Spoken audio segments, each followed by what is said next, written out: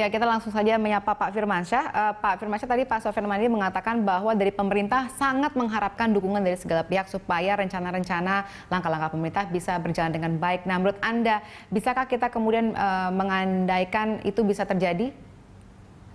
Pengalaman kita menghadapi krisis 2008, kita juga menghadapi global shock, krisis subprime mortgage. Kemudian 2011 kita juga menghadapi krisis utang Eropa yang waktu itu sempat mengguncangkan pasar keuangan dunia juga. Memang kebersamaan, kolektivitas, pemerintah tidak bisa sendirian, dunia usaha juga tidak bisa sendirian, Bank Indonesia, LPS, OJK, semuanya harus berjalan bersama-sama. Termasuk juga jangan lupa aspek yang penting adalah konsumen domestik juga harus diyakinkan.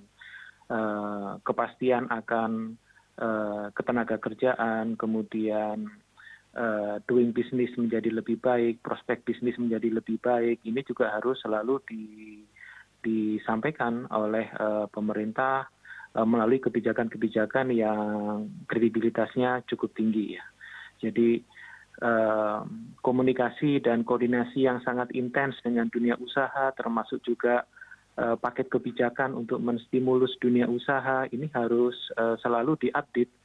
Memang ada beberapa paket kebijakan yang sudah diberikan oleh kementerian, baik Kementerian Keuangan, Kementerian UKM dan Koperasi, dan Kementerian Teknis lainnya. Tetapi kalau dosisnya perlu ditambah, sekarang ini saatnya. Jadi saya rasa pemerintah tidak perlu defensif, tetapi pemerintah harus terus merangkul dunia usaha. Karena pemerintah tidak bisa sendirian menghadapi apa yang terjadi saat ini, seperti yang kita lakukan tahun 2008 dan tahun 2011.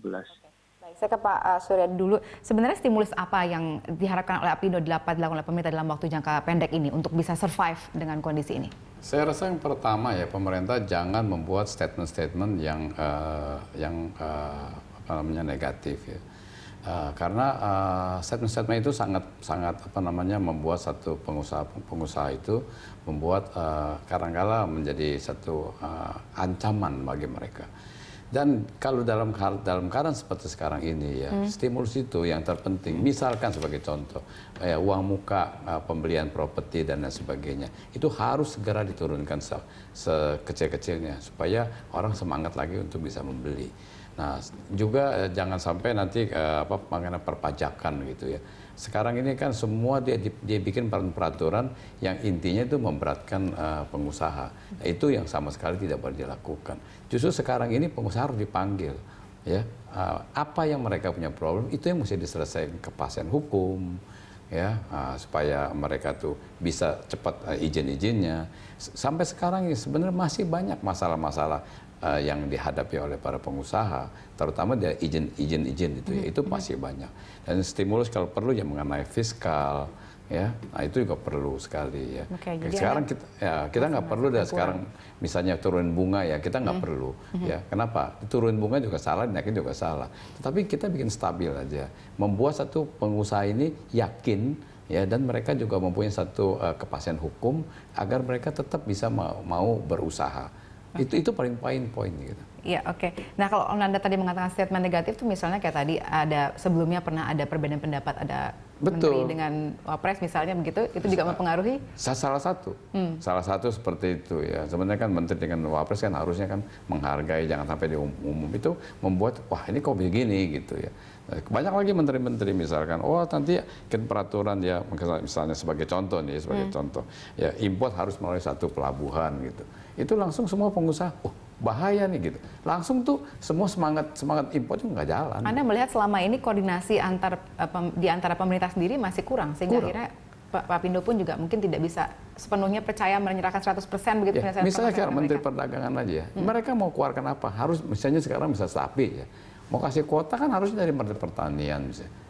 Perdagangan supaya kan demand and supply. Mau supaya turun kan harusnya importnya banyak. Tapi kalau kuotanya dikecilin, ya nggak bisa import. Nggak bisa import harganya naik. Jadi nggak bisa. Ya ini mestinya kerjasama antara menteri itu juga semuanya mestinya benar-benar memikirkan bangsa dan negara. Ya. Untuk membuat satu harga itu stabil, cuma satu, demand and supply kuncinya. Nggak ada lain. Supply-nya banyak, pasti harganya juga nggak akan naik. Baik. Simpel sebetulnya, tapi nggak bisa dilaksanakan.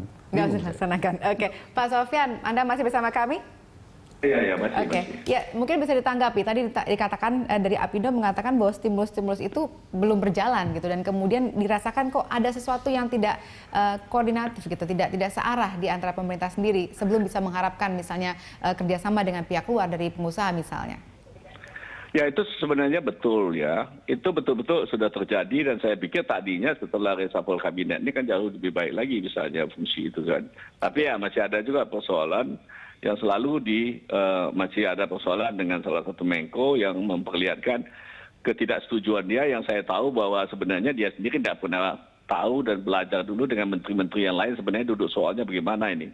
Jadi jangan bikin statement-statement dulu menurut saya sesuai dengan kapasitas dia sebagai LSM dulu. Tapi ini kan susah kita, tapi udah terjadi ini semua ya. Tentu sudah, saya harapkan setelah ditertibkan oleh Pak Jokowi, Pak Yusuf Kala dan lain-lain, semua sudah bisa bersatu lagi ya untuk bekerja sama. Itu aja harapan saya. Tapi memang koordinasi ini lemah. Semua menteri-menteri masih belajar bidangnya masing-masing, itu memang betul terjadi. Dan ini kita alami juga salah satu kenapa kita tidak bisa cepat di dalam melaksanakan rencana-rencana kerja kita. Oke, kalau kita bicara misalnya tadi stimulus seperti izin-izin untuk mempermudah pengusaha untuk bergerak dalam kondisi yang sesak seperti ini, menurut Anda apa kemudian yang menjadi permasalahan sehingga akhirnya itu tidak bisa berjalan? Saya pikir masalah yang utama itu ya, kita punya birokrasi ya, dan pejabat kita baik di pusat maupun daerah itu memikirkan bahwa kita ini masih situasinya masih oke-oke, masih baik. Mereka itu tidak pernah melihat bahwa situasi ini, bahwa ada sense of urgency sini untuk kita perbaiki sama-sama. Tapi mereka bekerja tetap seperti apa selama ini terjadi ya.